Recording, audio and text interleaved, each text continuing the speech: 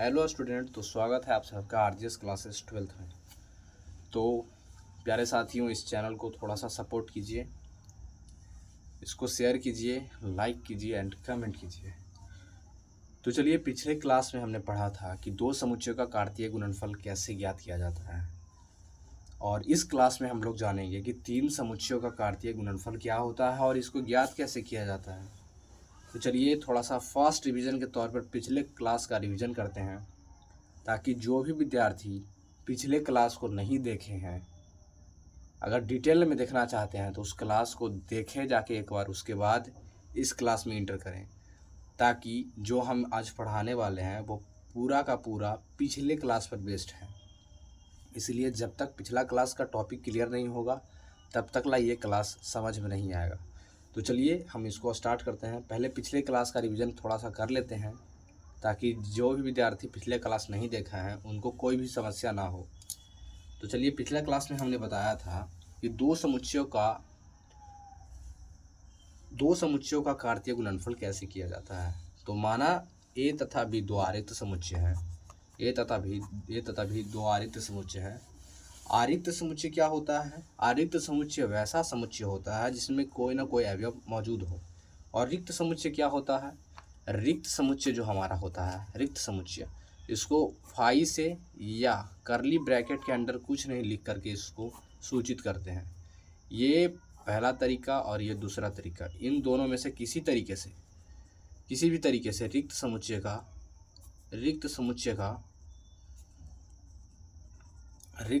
का निर्धारण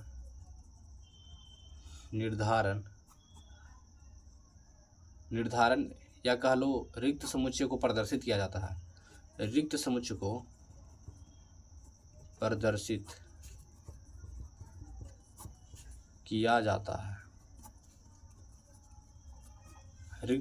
प्रदर्शित किया जाता है।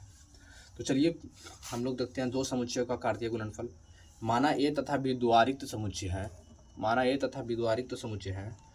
तो ए के प्रत्येक अवयव का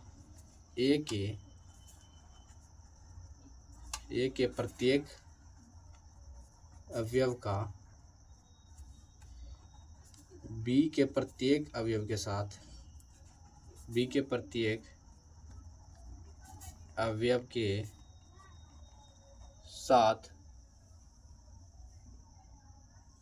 के साथ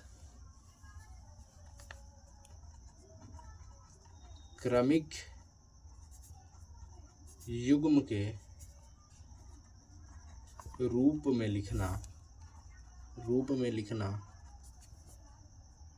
लिखना कार्तीय गुणनफल कहलाता है।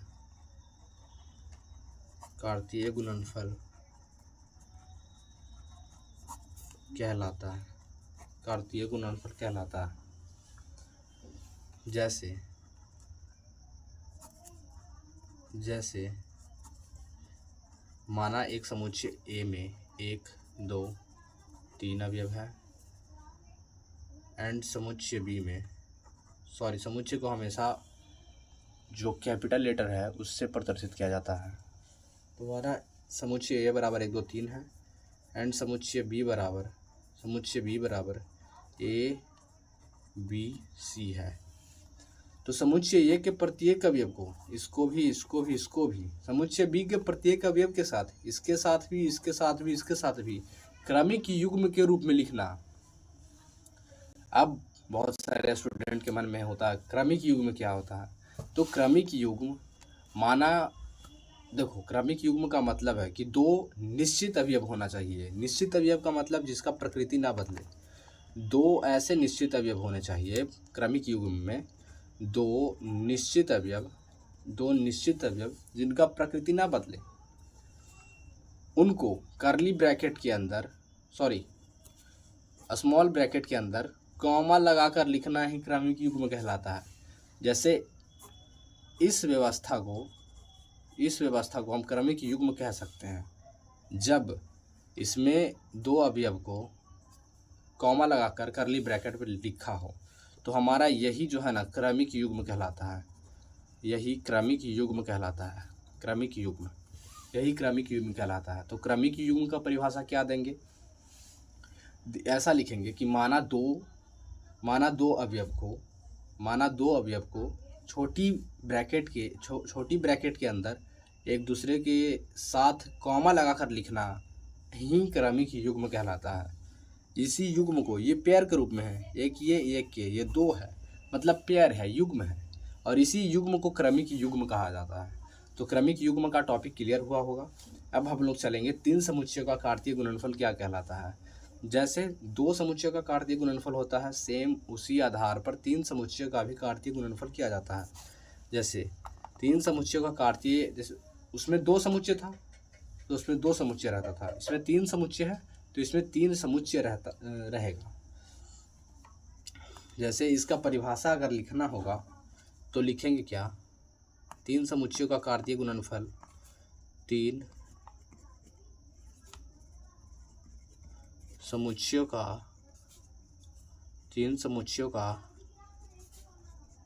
कार्तीय गुणनफल, तीन समुच्चयों का कार्तीय गुणनफल। अगर कोई इसका परिभाषा पूछ दे तो इसके परिभाषा में हम लोग क्या लिखेंगे, इसके परिभाषा में लिखेंगे कि माना तीन आरिक्त समुच्चय, माना कि तीन आरिक्त समुच्चय ए बी सी है, तो इनके अवयवों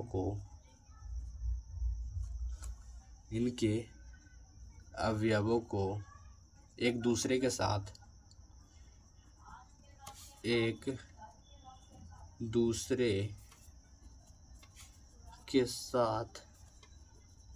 क्रमिक युग्म के रूप में लिखना, क्रमिक युग्म के रूप में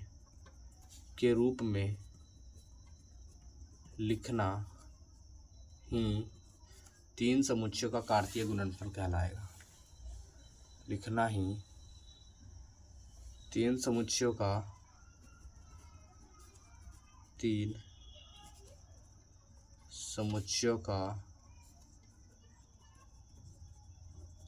कार्तीय गुणनफल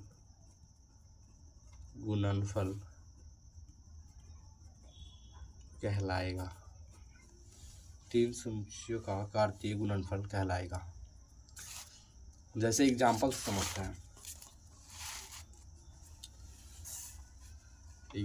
समझते हैं। माना समुच्चय ए बराबर 1 2 3 4, समुच्चय बी बराबर 4 6 3, समुच्चय सी बराबर पी क्यू एंड आर। तो इसके प्रत्येक अवयव को, जैसे एक है, इसमें प्रत्येक अवयव में एक भी आता है, एक को इसके और इसके इन सब के साथ लिखना बारी बारी से, और इस अवयव को इन सब के साथ बारी बारी से लिखना, इस अवयव को इन सब के साथ बारी बारी से लिखना, इस अवयव को इन सब के साथ बारी बारी से लिखना। यही क्रमिक युग्म का पैटर्न है। और हम लोग जानेंगे कैसे कि इसमें कितने अवयव होंगे। जैसे यहाँ पे तो सिंपल था कि इसका इसके साथ लिख दो, इसका इसके साथ लिख दो, इसका इसके साथ लिख दो, सिंपल था। लेकिन इसमें तो तीन है, इसमें पहले इसके साथ लिखें कि पहले इसके साथ लिखें, इसमें पहले इसके साथ लिखें कि पहले इसके साथ लिखें, ये कैसे पता चलेगा। और टोटल कितने एलिमेंट्स आएंगे जो समुच्चय बनेगा। तीन समुच्चयों का कार्तीय गुणनफल में एक कर्ली ब्रैकेट के अंदर में, पिछले वीडियो में हमने अच्छे से बताया था, कर्ली ब्रैकेट के अंदर में लिखा जाता है। तो हम जानेंगे कैसे कि कितने अवयव आते हैं। तो उसके लिए सूत्र होता है। सबसे पहले पिछले अध्याय में हमने नहीं बताया था, जो भी स्टूडेंट इस लाइव सेशन तो नहीं है, रिकॉर्डेड है, जो भी इस वीडियो को देख रहे हैं उनके लिए एक सूत्र है जो कि मैंने पिछले क्लास में नहीं बताया था, छूट गया था मुझसे, कि दो समुच्चयों का कार्तीय गुणनफल,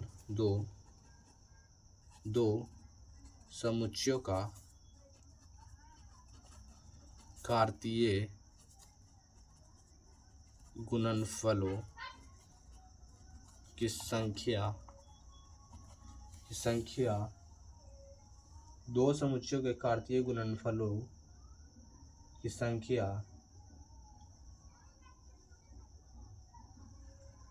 दो समुच्चयों के कार्तीय गुणनफल की संख्या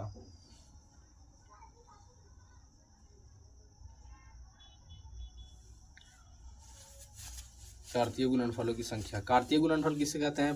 फर्स्ट लेक्चर में हमने बताया है, सॉरी सेकंड लेक्चर में। कार्तीय गुणनफलों की संख्या number of element A cross B is equal to number of elements A cross number of elements B